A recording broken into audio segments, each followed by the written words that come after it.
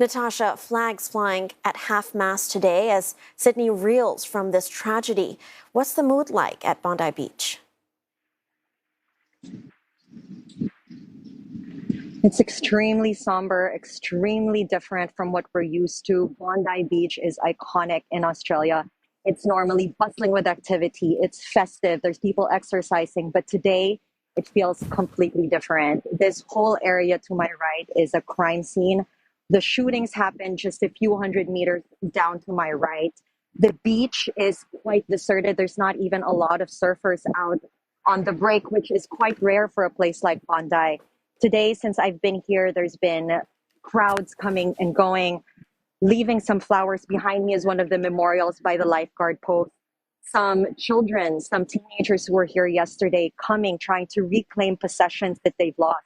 In front of me are still remnants from yesterday. There are strewn about shoes, coolers, drinks. You could tell that people left in a flurry, and it remains to be this way.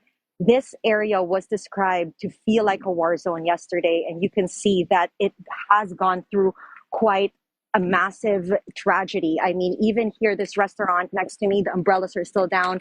I see a flag that's half-mast. People who were dining here yesterday who were reported of the gunshots thought it was fireworks. You could tell that people left and they haven't been back. They haven't been allowed back. This whole area is still being treated as a crime scene.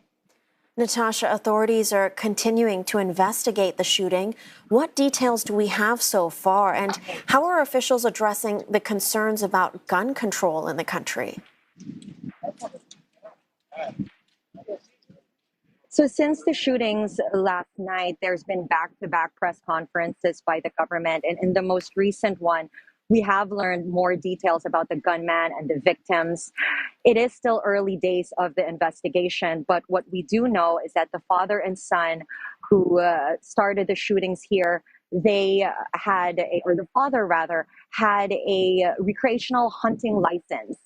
Why he had 6 firearms, however, is still unanswered. As for the son, the 24-year-old, he remains in critical condition in the hospital. Police said, though, that he is expected to face criminal charges. Another important detail that came out also recently is that son, the 24-year-old, had actually previously been looked into by authorities here for possible links to the Islamic State group here or the cell here in Sydney. And so that's interesting, but we still don't know what happened there.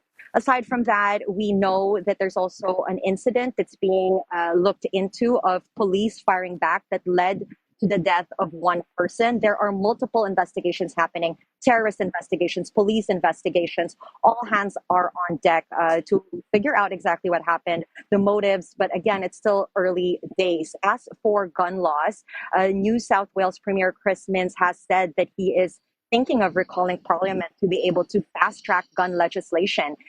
Prime Minister Anthony Albanese said he is open to that. There are, as you know, there's been praise for the gun laws in Australia. It's been treated as gold standard. But after last night's attack here, that is very much in question. And the government says they're very serious about looking at that immediately.